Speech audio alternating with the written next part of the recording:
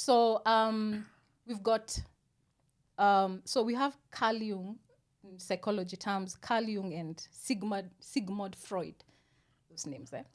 So they're the ones who really came up with the layers of our personality, or the layers of our beings there.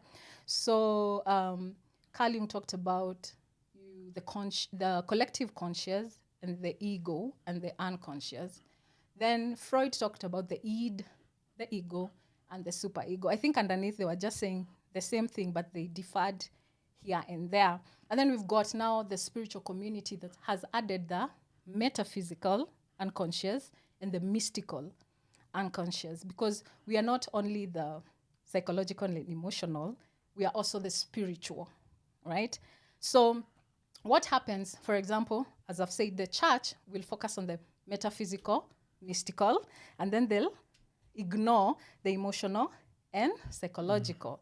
So you'll find maybe in the psychological community, they will focus on the psychological, mental, emotional, and they'll ignore the metaphysical and the mystical. Yes. So the goal eventually is to merge all these parts of us, because they are all in conflict with one another. You know, the spiritual, the mystical, the metaphysical can be in conflict with the psychological. So the work is called integrating. The work is to merge all these aspects of ourselves. So the onion, it has all these aspects. So the toppest layer, we would call it as the ego, the identity, what you interact with, the I, the self. We could call it, it's conscious in a way. And the ego has what we call stories, because your ego is developed through your experiences. So the ego comes with its story. So this experience I had has taught me that I am not good enough because I did something and I was shamed, okay? But that is not true, okay?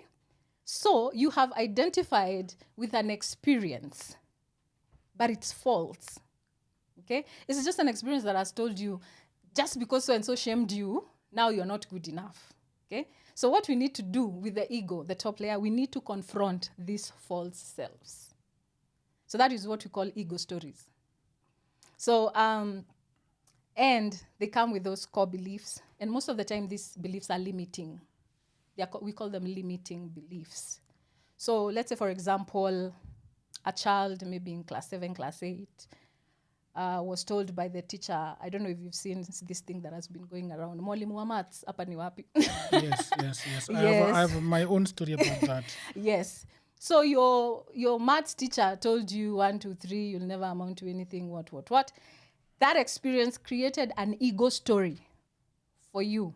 And you walk around, you stepped into high school thinking, maths teachers told me I'm not very good with in mathematics, so chances are I can't be an engineer, I can't be, those careers that involve mathematics. So I'd rather focus on the arts.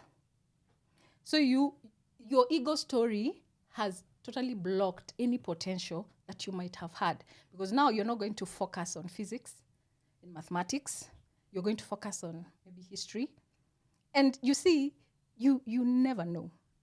So you are walking into high school with a limiting belief. So you have to confront that. Just because the maths teacher said that I am not good in mathematics doesn't really necessarily say I cannot be an engineer. I could even fail, maybe get a B and not get into campus, but I can start with a certificate and do a diploma and go on and on and on until I become an engineer, So these ego stories, if you're not careful, they're going to block your potential. So that is what we call ego work.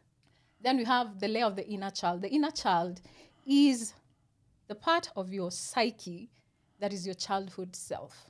So this is where we have, you were not heard as a child, you were not seen, and you were not loved, okay? Now this is where you connect it with the attachment theory, okay? How did you connect with your caregivers in early childhood, right? Do you have secure attachment? Do you have anxious attachment? Do you have avoidant attachment? Or do you have disorganized attachment? That will show up Of course, that can be you can access it for yourself if you're well read, but you can get a coach or a therapist to help you through that. Now, after you figure out your attachment style, now you can start to embark on doing the work. The first thing you need to do is you have to understand that you have an inner child. How many people walking around know that you have an inner child? There is you, the adult you, and then there is the inner child, okay? Then there is the part of you that has suppressed who you are. Hidden, disowned, self-rejected parts of yourself because you felt that they were not acceptable. That is the shadow self, okay? So let's make that distinction. The inner child is the part of your psyche that was in your childhood that felt unhealed and loved and not seen. The shadow self is after you figured out this is not acceptable, I cannot do this. You took those parts of yourself and you hid them and you disowned them. Ziko mahali kwa store. Okay?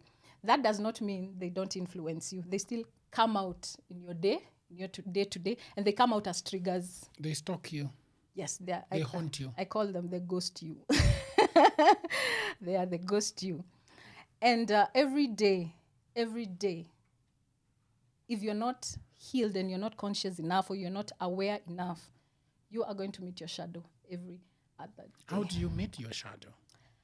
You meet your shadow by self-reflection. Let's start with there. But I think the best way, because we are very busy, you do not have time. No, I'm saying you talked about you'll keep meeting them here and there. Yeah. How does that work? How does that happen? It's in your day-to-day. For example, what gets under your skin? That's one way of knowing there's a shadow there. That's what we call triggers, okay? You walk into town, you bump into someone, and then all of a sudden they are angry. It's like they overreact.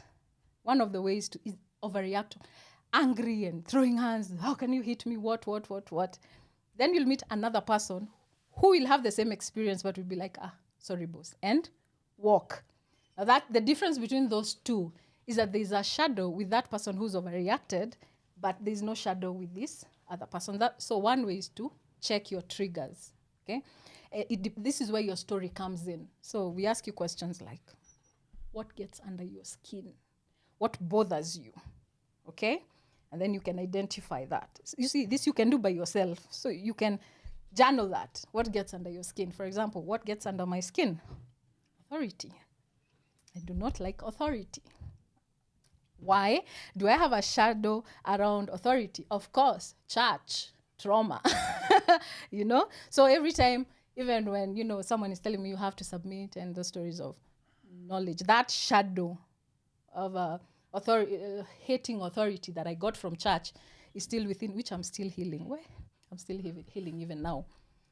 Another way is, what do you judge? What do you criticize in other people? How can you judge something you don't know? Can you judge something you don't know? You have to know it in order for you to judge it. So projections are externalized emotions of your own emotions. So so-and-so is like this, he does like this. How did you know? How did you know it's a bad thing unless it's part of you? That's what we call projecting. So every time you find yourself criticizing, judging, all those things, impunity of government, corruption and all those things, are you sure you yourself are not corrupt in your own personal, your own personal life, okay? So those are like the two major ones you can do on your day-to-day. We call it reactive shadow work, okay? Watching your reactions and your projections. Another thing you can look at in your day-to-day is what you manifest or the patterns that show up in your life. For example, let's use dating. If you're dating the same kind of a guy over and over. Kenodia was like this. Now Moshiri is like this. Why am I dating the same kind of a guy? It means there's something about them that is within you. That is a shadow that you need to look at.